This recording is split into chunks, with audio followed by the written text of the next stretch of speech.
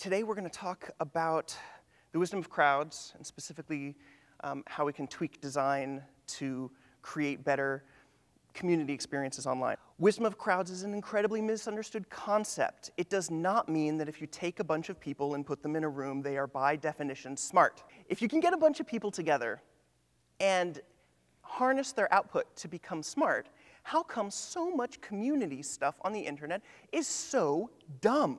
There are 4 elements that create wise crowds. And if you screw up any one of them, the whole thing kind of gets messed up.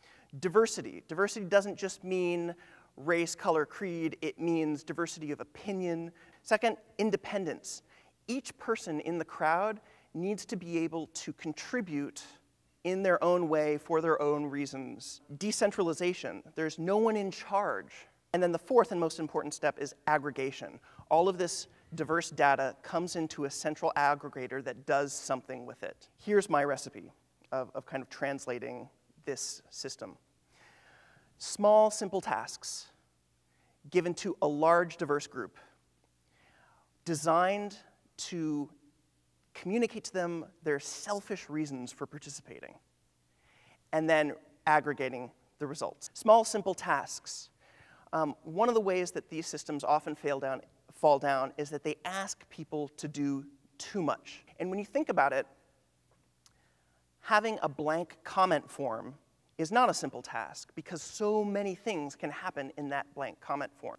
Wisdom of crowds systems work very well when there is an answer.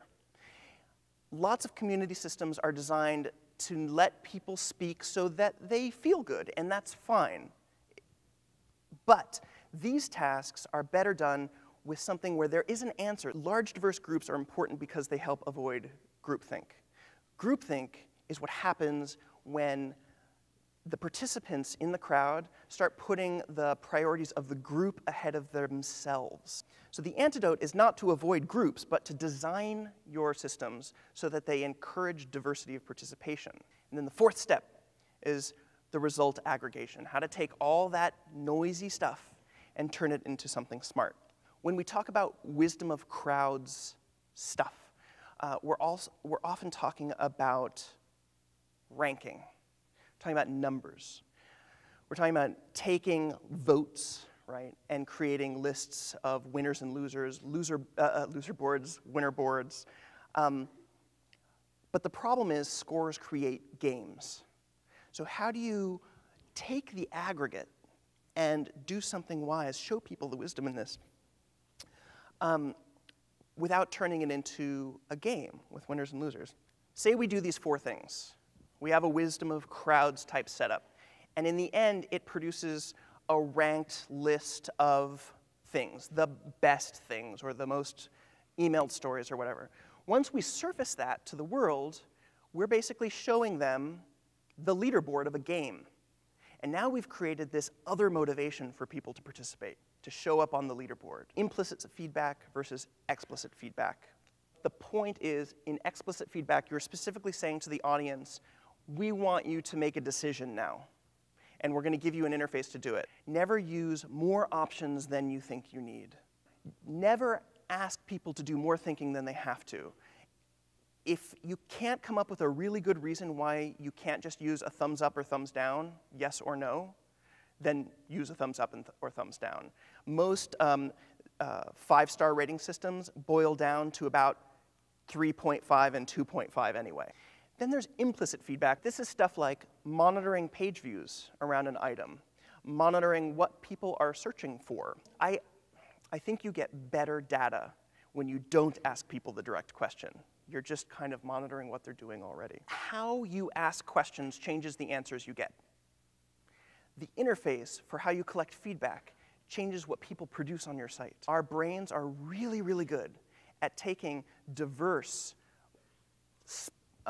feedback from all sources and turning it into a story that we tell ourselves. This is relevant online because we are deprived of all the input that we get in real-life social situations. Well, how many times have you seen someone in a discussion forum be shocked offended that you would say this crazy thing when the post right before them wasn't saying anything.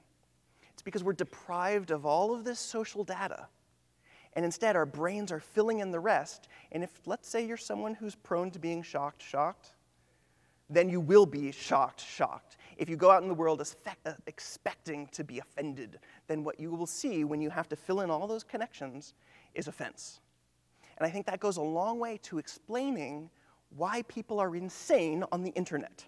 This is the reason why I think wisdom of crowds systems work better, is because they provide a context. They fill in a lot of those dots. They lessen what we're talking about down to the specific thing that we're all working on together. And your brain has to work less hard to figure out what's going on, which means there's less chance for you to make up the crazy story, to see patterns in the chaos. Thank you very much for your attention. I really appreciate it.